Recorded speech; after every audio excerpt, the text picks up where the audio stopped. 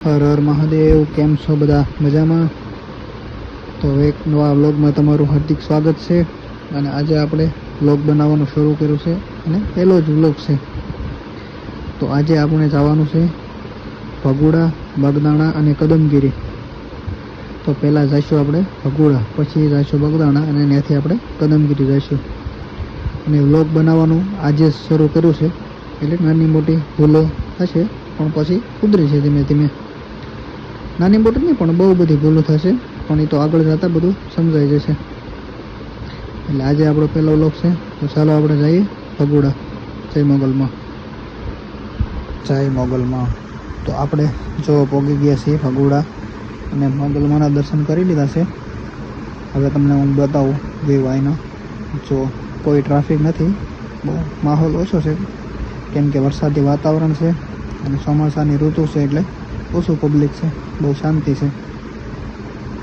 આ મંદિર છે અને આ મેઇન ગેટ છે મંદિરનો. જો સેલ્ફી પોઈન્ટ કહો તો ભલે, અને મેઇન ગેટ છે.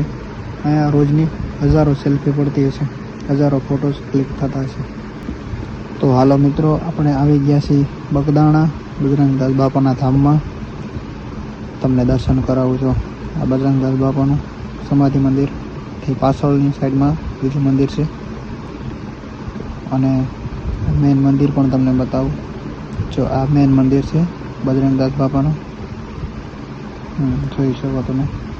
અને અહીંયા પણ વરસાદી વાતાવરણ છે એટલે કોઈ પબ્લિક કે કોઈ શોર નથી, શાંતિ છે હાવ.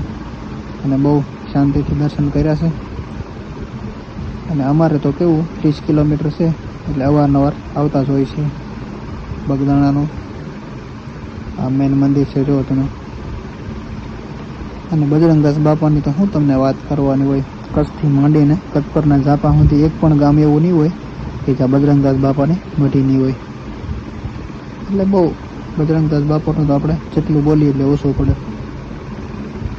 પણ આપણે બજરંગદાસ બાપાના મસ્ત દર્શન થઈ ગયા છે. તો હવે આપણે જવાનું છે કદમગીરી. તો નીકળી જઈએ કદમગીરી જવા માટે. આપણે નીકળી ગયા છીએ કદમગીરી જવા માટે. અને એનો રસ્તાનો તમને ખાલી વ્યૂ બતાવું છું. બધી બાજુ ડુંગરા અને હરિયાળી, લીલું છમ, અને ઝરમર ઝરમર વરસાદ છે. તમને નજારો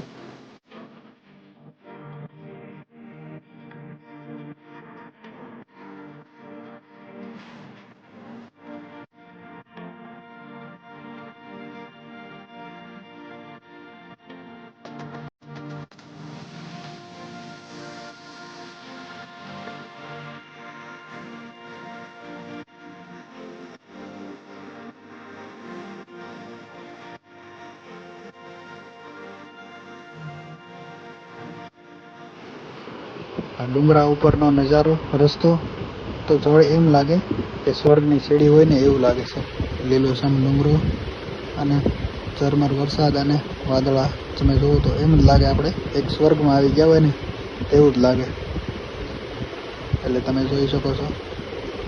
હવે ગાડી આપણે ઠેઠ ડુંગરામાંથી ચડાવી દેવાની છે. અને ડુંગરા ઉપરથી તમને બધો વ્યૂ બતાવું.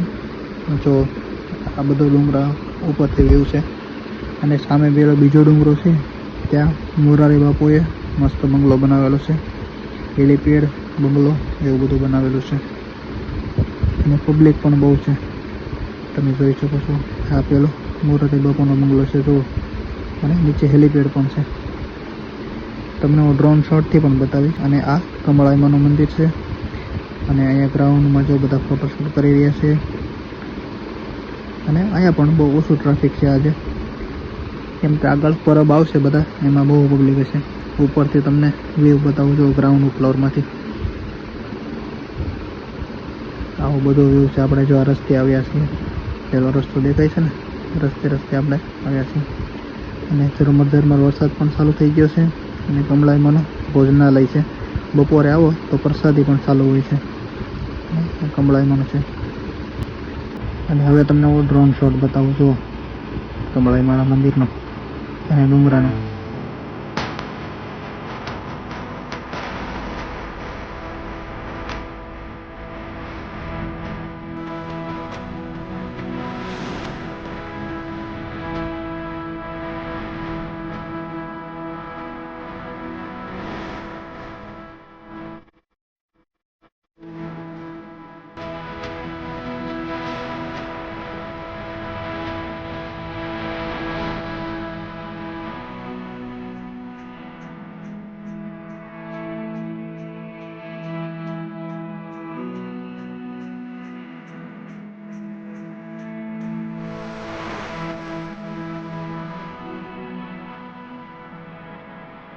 તો ડુંગરા ઉપર આજે તો આપણે બહુ જ મોજ કરી, પણ હવે આપણે ઘરે જવા માટે નીકળી જઈશું.